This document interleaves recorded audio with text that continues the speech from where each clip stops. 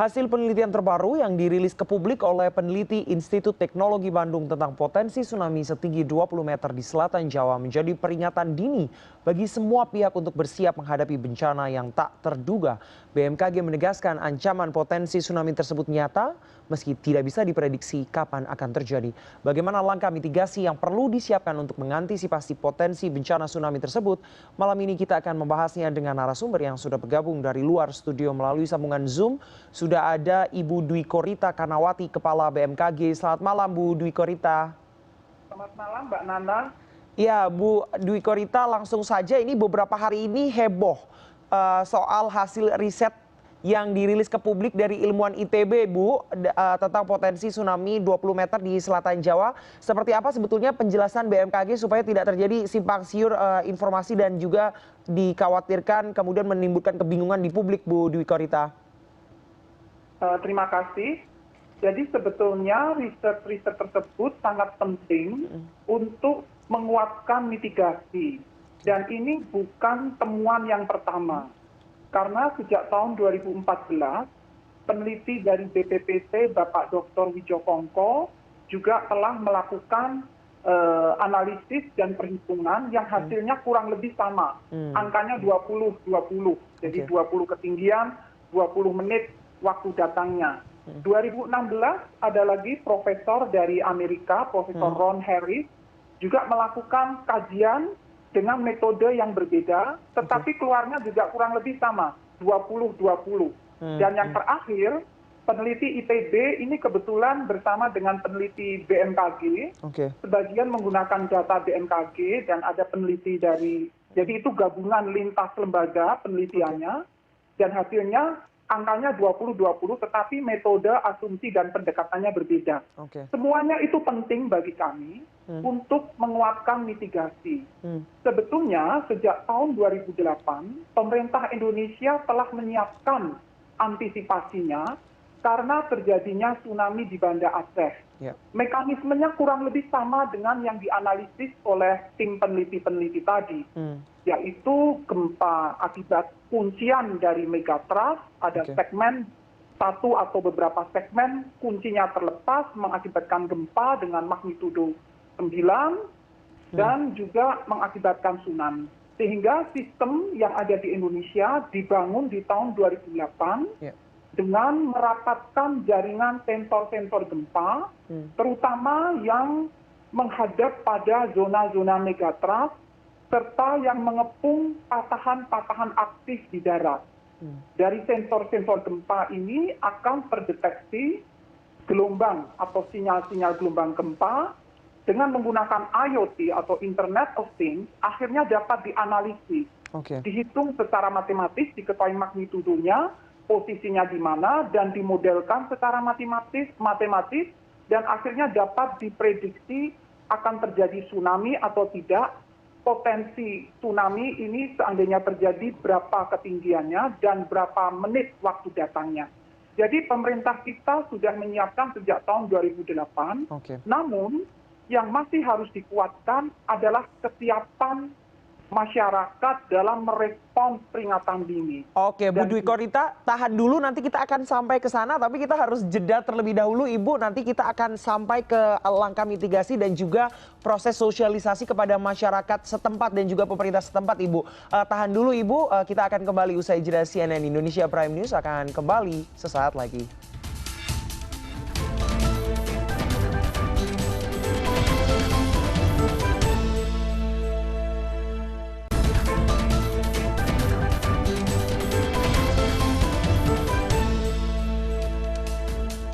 Anda masih bersama kami di CNN Indonesia Prime News dan kita akan lanjutkan perbincangan kita dengan Kepala BMKG Ibu Dwi Korita Karnawati. Langsung saja Ibu, tadi Ibu sudah menjelaskan bahwa ada beberapa riset yang sebetulnya hasilnya sama, sudah dilakukan beberapa kali namun metodenya berbeda. Tapi hasilnya mirip-mirip dengan yang dirilis penelitian dari ITB ini.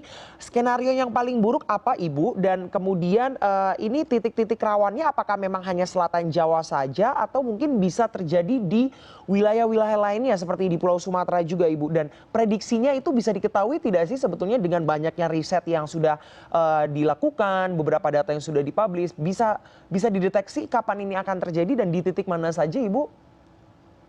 Jadi sebetulnya zona yang rawan tsunami tidak hanya di selatan Jawa, Oke. tetapi pada sepanjang pantai yang menghadap Samudra Hindia, mulai dari ujung Aceh sampai ke Lampung, terus membelok ke Jawa sampai ke Nusa Tenggara sampai ke Papua ya.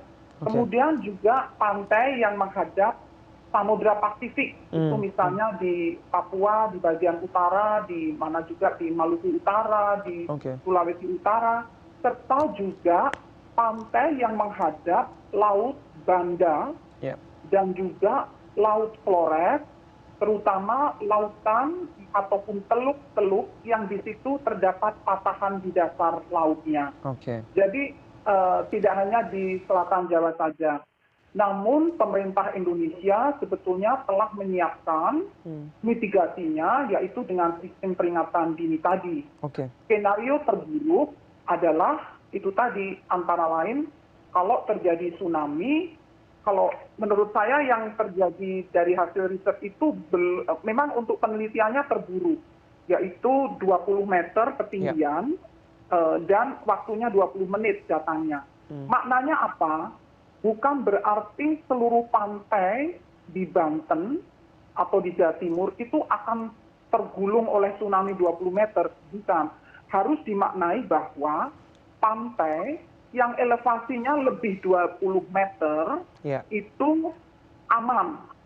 Kecuali kalau ada di dalam teluk.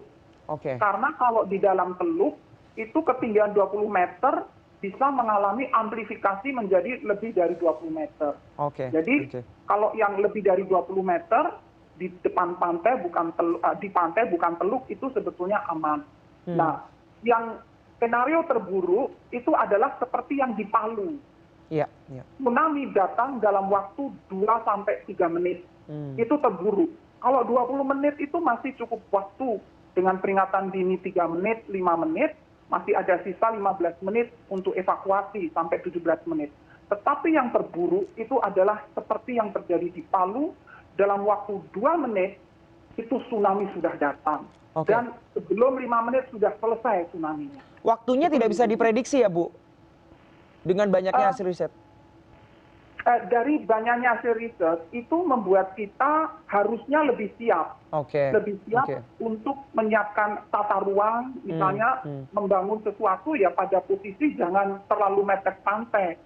Jadi agak jauh, ketinggian yang lebih dari 20 meter. Kemudian juga bangunan-bangunan, misalnya kemungkinan terburuk itu gempanya 9 ya.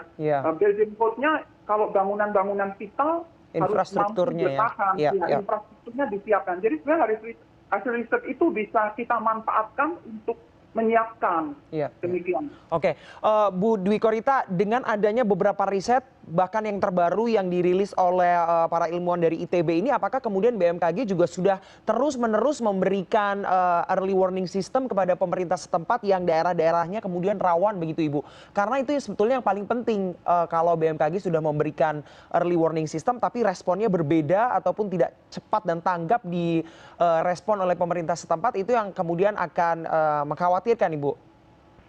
Iya, jadi setiap menit bahkan setiap detik dengan Internet of Things, BMKG memonitor kejadian gempa dan seketika secara otomatis menghitung kemungkinan terjadinya tsunami dan secara otomatis disebarluaskan ke BNPB, pemerintah daerah, TNI dan Polri. Nah, persoalannya adalah bagaimana menyiapkan agar di pemerintah daerah itu ada yang jaga 24 jam. Siap menerima peringatan dini. Nah, ini masih jadi PR bersama. Jadi meyakinkan ada 24 jam petugas yang menjaga menerima peringatan dini itu sehingga bisa mencet sirine, menyebarluaskan informasi ke masyarakat untuk misalnya evakuasi. Itu satu hal. Hal yang lain adalah mengedukasi masyarakat agar setiap mereka berada di pantai itu juga harus sudah paham apabila merasakan goyangan Jadi goyangan kayak gempa ya, goyangan gempa sampai 20 hitungan harus segera mencari tempat yang lebih tinggi yang di atas 20 meter. Seperti hasil riset tadi. Karena apa? Kalau menunggu peringatan dini BMKG bisa terlambat. Tsunami itu bisa datang sebelum 5 menit. Kalau hasil riset itu 20 menit kan, itu betul karena asumsi dan metodenya memang betul seperti itu. Tetapi kalau kejadiannya seperti di Palu, itu sudah beda dengan yang diteliti tadi. Itu 2 menit, 3 menit sudah terjadi. Kalau nunggu peringatan dini baru datang menit keempat, menit kelima, jadi keduluan. Dan harus mengajak pemerintah daerah menyiapkan sarana evakuasi, jalur evakuasi, kemudian selalu melatih gladi evakuasi. Artinya kita harus banyak melakukan persiapan-persiapan, terutama sarana prasarananya, peta-peta evakuasi, dan latihan agar terampil untuk mengevakuasi. Apalagi di COVID ini, tentunya harus diidentifikasi zona-zona rawan tsunami yang di situ tempat merawat pasien COVID. Sehingga semestinya itu harus dipikirkan kalau terjadi sesuatu evakuasinya bagaimana, harus menjaga jarak dan seterusnya. Demikian. Bu Dwi Korita, apakah kemudian BMKG akan melakukan simulasi khusus begitu di daerah-daerah yang rawan untuk potensi tsunami, terutama di daerah-daerah yang disebutkan dalam hasil riset teman-teman dari ITB ini, Bu? Sudah sejak mungkin sejak peristiwa Aceh ya, BNPB bersama-sama, jadi terutama ujung tombaknya garda terdepan BNPB, kemudian bersama-sama dengan BMKG, kemudian juga dengan LSM dan berbagai pihak, LIPI, perguruan tinggi, itu secara rutin melakukan sosialisasi dan gladi evakuasi. Namun ini pasang surut begitu. Biasanya mohon maaf, kalau sudah periode kepemimpinan daerah itu berganti, berikutnya surut lagi, harus dibangkitkan lagi. Jadi ini sudah dilakukan, tetapi harus terus digencarkan, karena masih belum cukup menurut kami. Kalau kemudian infrastruktur untuk peralatan early warning systemnya yang ada di lapangan di daerah-daerah yang rawan ini seperti apa? Karena kalau kita berkaca, Ibu, pada gempa Palu ataupun tsunami Palu itu kan kemudian ada misinformasi di situ ya antara early warning system dari BMKG kemudian dengan apa yang terjadi di lapangan, Ibu. Ini bagaimana kemudian? Kalau peristiwa gempa Palu, early warning system BMKG itu dikirimkan dalam menit ke-4 lebih 30 detik. Tetapi tsunami-nya datang lebih dahulu. Itu menit kedua sampai menit ke-3. Jadi saat early warning system itu dikirimkan, tsunami sudah hampir selesai. Jadi itu gap-nya. Jadi memang di dunia ini belum ada satu teknologi pun yang bisa memberikan peringatan dini 2 menit. Nah, ini kami sedang meningkatkan inovasi untuk berkejaran dengan tsunami agar mampu memberikan peringatan dini 2 menit. Nah, kemudian saat peringatan dini itu diberikan, juga tidak ada petugas yang di pemerintah daerah, kan jadi ada BPBD biasanya, Badan Penanggulangan Bencana Daerah, itu di situ tidak ada yang menerima. Mungkin karena tidak terjadi gempa, sehingga namanya gempa kan semua panik pada lari kan. Jadi kemungkinan itu. Jadi hal-hal ini yang sedang kami siapkan untuk diantisipasi lanjut semacam itu. Kemudian proses sosialisasinya kepada pemerintah daerah dan juga kepada masyarakat, karena kan tadi Ibu mengatakan tidak ada alat yang bisa mendeteksi lebih cepat begitu ya pada kenyataannya, dan itu sedang dikembangkan. Tapi kan sambil menunggu alat itu bisa ada untuk mendeteksi lebih cepat, harus ada sosialisasi yang lebih masif kepada masyarakat dan juga pemerintah daerah apa yang harus dilakukan supaya bisa lebih waspada dan kemudian melihat situasi realnya di lapangan, Ibu. Betul sekali. Kebetulan BMKG ini kan ada di seluruh provinsi di Indonesia. Jadi ada BMKG daerah dan maksudnya di tingkat provinsi, dan ada juga di tingkat kabupaten. Sehingga melalui agen-agen BMKG di provinsi dan kabupaten, kami kerahkan untuk melakukan koordinasi dan sosialisasi dengan pemerintah daerah, terutama partner kami adalah Badan Penanggulangan Bencana Daerah yang di bawah koordinasi BNPB. Itu terus dilakukan, tetapi terus terang saja, geladi evakuasinya ini masih, menurut kami masih harus ditingkatkan. Jadi kalau hanya sosialisasi sih sudah ya, tetapi latihannya ini loh. Nah, karena untuk latihan ini harus disiapkan dulu jalur evakuasinya. Oke. Jadi kami mendorong pemerintah daerah untuk menyiapkan jalur evakuasi, tempat evakuasi, shelternya, Ya. dan peta-peta evakuasinya. Ini Oke. sedang berproses. Ya, terakhir Ibu, apa yang bisa BMKG sarankan dan juga himbau kepada masyarakat supaya tidak panik dengan adanya hasil riset ini kan memang membuat kita harus lebih waspada. Tapi supaya tidak menimbulkan kepanikan di tengah masyarakat, di tengah pandemi COVID-19 ini, waspada harus berjalan tapi kepanikan juga tidak boleh terjadi begitu. Apa yang bisa BMKG sarankan Ibu Dwi Korita? Sebetulnya dengan hasil riset tersebut, itu memberikan gambaran yang lebih jelas. Sebelum riset 2014, kita nggak bisa membayangkan ini tsunami mau seberapa tinggi, mau 100 meter, 50 meter. Tapi kan ternyata 20 meter. Jadi kita bisa menyiapkan sarana-prasarana apa yang harus ada apabila tsunami itu datang. Misalnya ditanam vegetasi, pohon-pohon sepanjang pantai dihijaukan dengan mangrove atau dengan pohon-pohon yang dapat menahan laju air.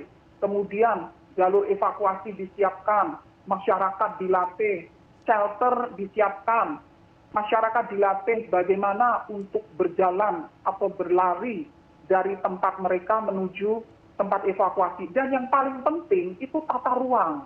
Kalau tata ruang itu kita biarkan berkembang, mepet semuanya ke pinggir pantai, ini kan membahayakan yang tinggal. Jadi sebaiknya diatur ada zona sempadan pantai.